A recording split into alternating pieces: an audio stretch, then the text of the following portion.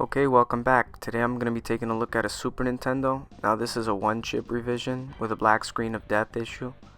Now in this case it does power on the burn-in test cartridge, but I can't scroll through the menu. And sometimes when I power it on, the timer doesn't even scroll. So I'm really curious what the problem is.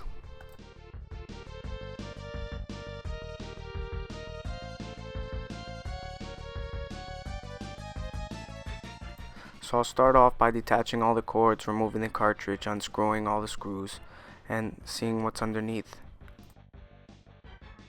Now the seller did inform me that he swapped all the caps, hoping that would solve his issue, so I'm going to be taking a look at that first.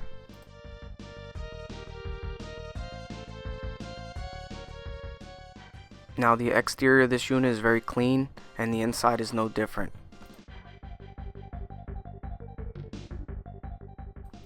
Now when I unplugged this controller ribbon, I noticed that it was crimped a little bit in the corner, so that could have caused the controller issue, not scrolling.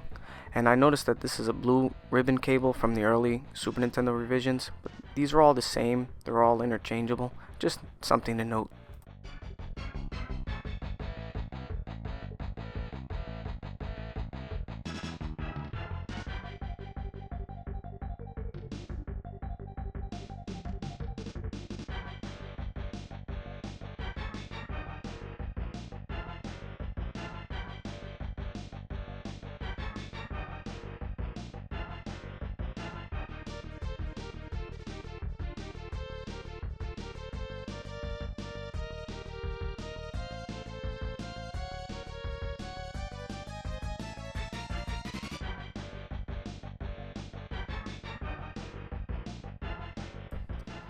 Okay, now when I remove this shield, I noticed on the one chip there's 3 or 4 pins that are bent, that this could be the problem here. So before I check the caps, I'm actually going to test continuity on these 3 pins and make sure they're not bridged with each other.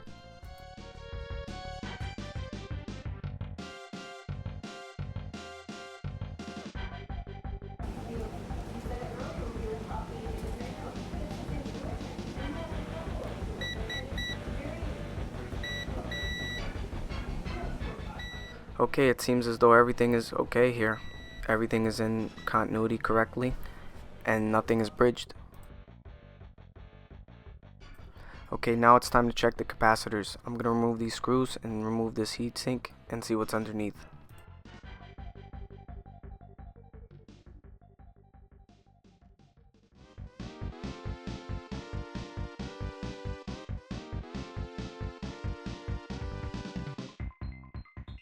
It seems as though everything is correct and in order.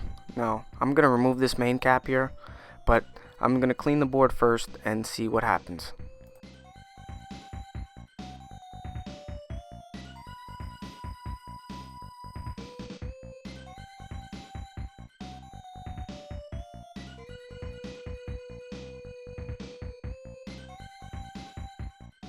Okay, with everything cleaned and dried, I connected everything up and I'm going to test it one more time. And we do get the screen, and the time does move, and the controller scrolls. So I suspect that here the ribbon was a little crimped, causing the controller not to scroll, but we still have a black screen.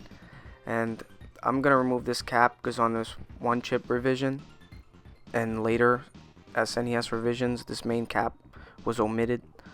So it doesn't matter that it's there, it's just I took it off just to make sure that wasn't the issue, and of course it wasn't. So now I'm going to be removing this APU sound chip and replacing it.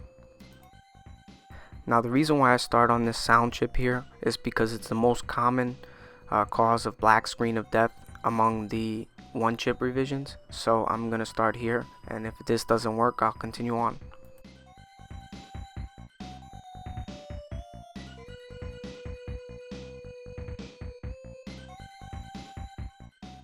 Now I'm going to clean these pads here to prep for the new chip that's going here. So you just want to clean with a little ribbon and go back and forth, go parallel with the pins, don't go perpendicular.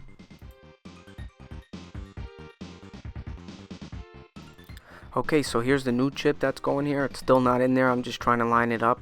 Now, as you can see, this is very difficult to do with a camera in your face, so I do a lot of it off camera, but as you can see, I'm aligning it and it looks as though I get it right there. Perfect.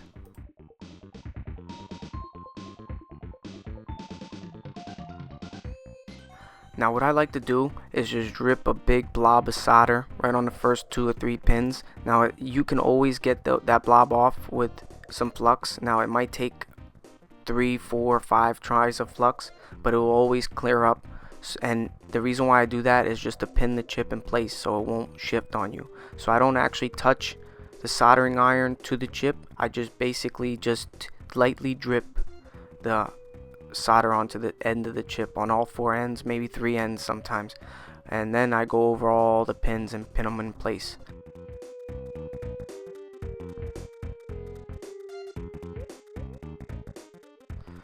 And as you can see, the blob is still there, so I just add some more flux and I keep poking at it until eventually it lets go. And everything, as long as you go parallel with the chip, you shouldn't have any bridges and it should all look nice.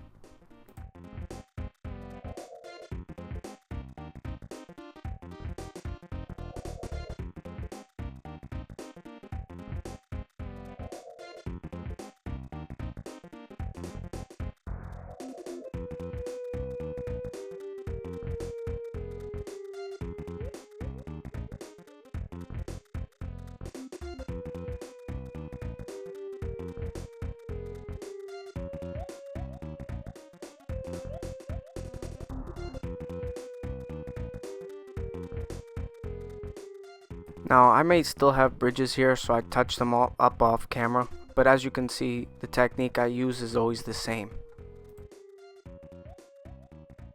Okay, so now it's the next day. I actually swapped every single chip on this board one at a time and I got no change. I even removed this main CPU chip, and actually when I tried to get it back on, I broke one of the traces, so I had to just bridge. That's why you see the little wire there, and I still got nothing out of it.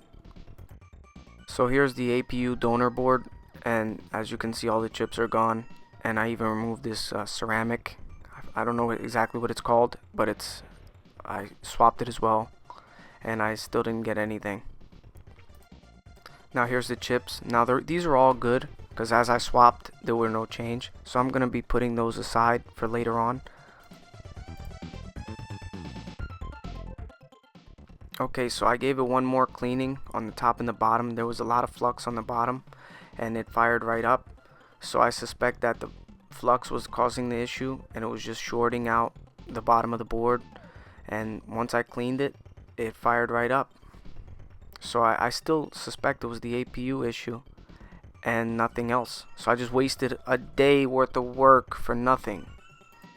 Now I know you see a little bit of horizontal static. That's from my power brick, I can assure you. I'm using a third-party brick that I use for everything. It's just more convenient to use it on Super Nintendos, Segas, and it causes interference with everything, so I might have to buy another one. But until now, it's still working, so just disregard that. So as a side note, I really do like those late revision Super Nintendos, the ones that came out right before the one chips. They're the APU models because they can save one chips and they can also save any other revision Super Nintendo because they have the best non one chip CPU, they have the best PPU 1 and the best PPU 2, and of course they have reset switches and other various components that you can use if you have a failure on the board. So when I find those APU units, I always tend to hold on to them because you can save 3 or 4 Super Nintendos with just one. Also, I just purchased a real hot air rework station, not a glorified blow dryer. So I'm gonna probably be doing more hot air rework stuff, some more surface mount stuff. I know I'm not as skilled as others, but I'm gonna learn and I'm gonna try to put up more videos of surface mount work.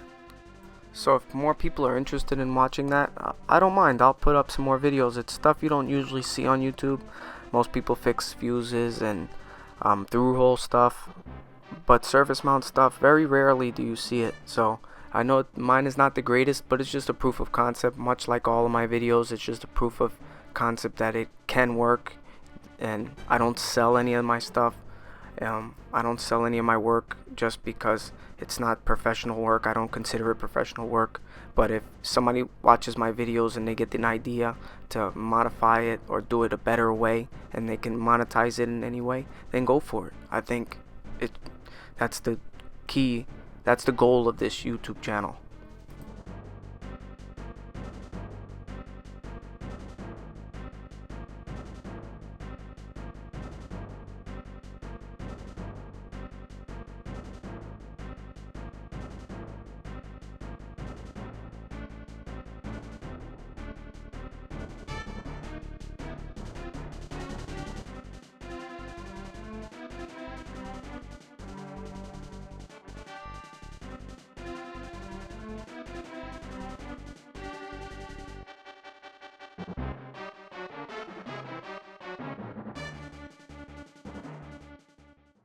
Okay, so finally one last test as it's all assembled, and of course it works great.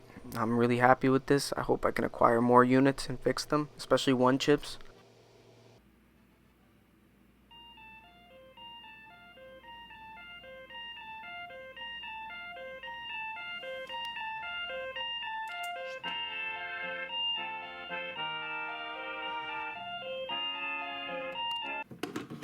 Okay, so here I'll test with the game, and of course it works as well.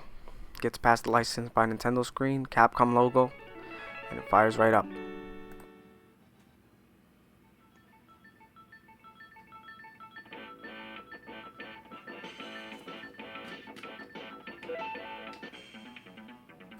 Let's see if I can play with one hand. Do a quick match here.